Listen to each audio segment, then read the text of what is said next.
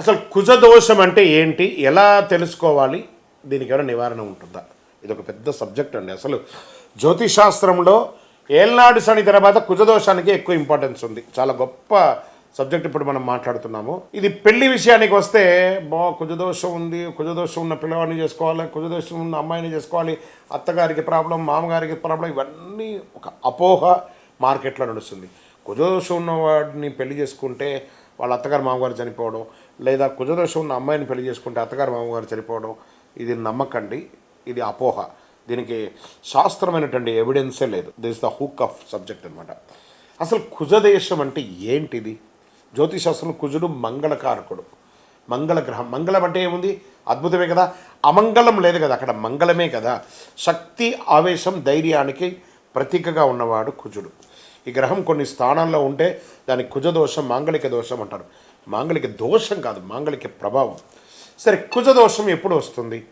జన్మజాతకుడు కుజుడు ఏ స్థానంలో ఉంటే కుజదోషం ఉందని కొంచెం స్టేజ్ వైజ్గా చెప్తాను. కావాల్సిన వాళ్ళు నోట్ చేసుకోండి, లేకపోతే సేవ్ చేసుకోండి ఈ వీడియోని. 1వ స్థానం అంటే లగ్నంలో, 2వ స్థానం, 4వ స్థానం, 7వ స్థానం, 8వ స్థానం, 12వ స్థానంలో ఉంటే కుజుడు ఉంటే వివాహ జీవిత ప్రభావం ఉంటుందని కొంతమంది జ్యోతిష్యులు చెప్తుంటారు.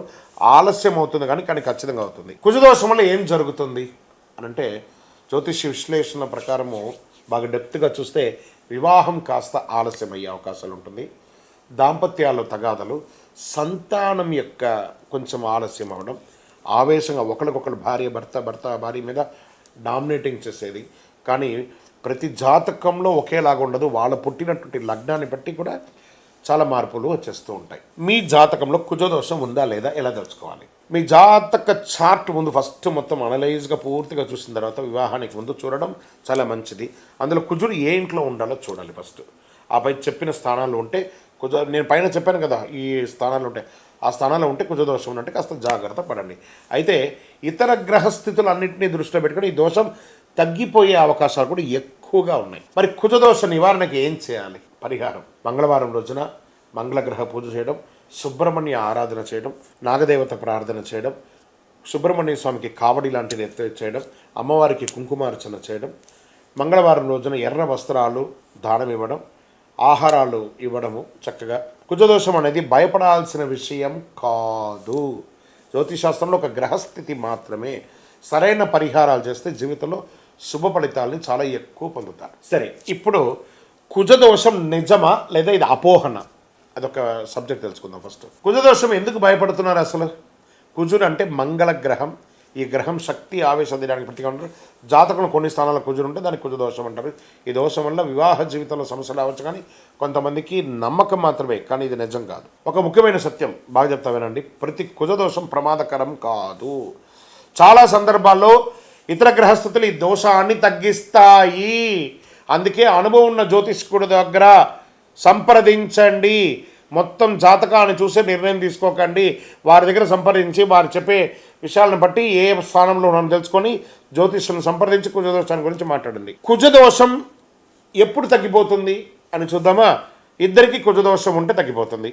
కుజుడు శుభగ్రహాలతో కలిసినప్పుడు తగ్గిపోతుంది.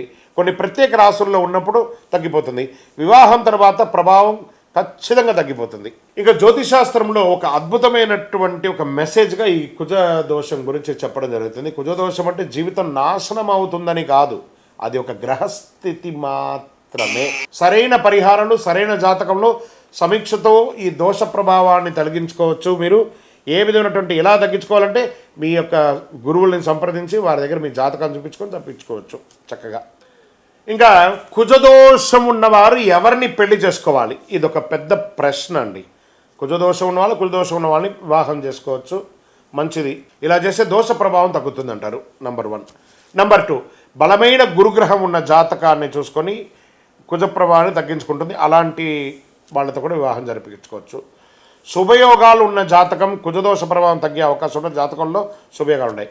సరైన జాతకం యొక్క అనుకూలత ఎలా ఉంటుందంటే గుణమేళనం, దశలు, గ్రహస్థితి వీటిని పరిశీలించిన తర్వాత వివాహం చేస్తే అది కూడా తగ్గుతుంది.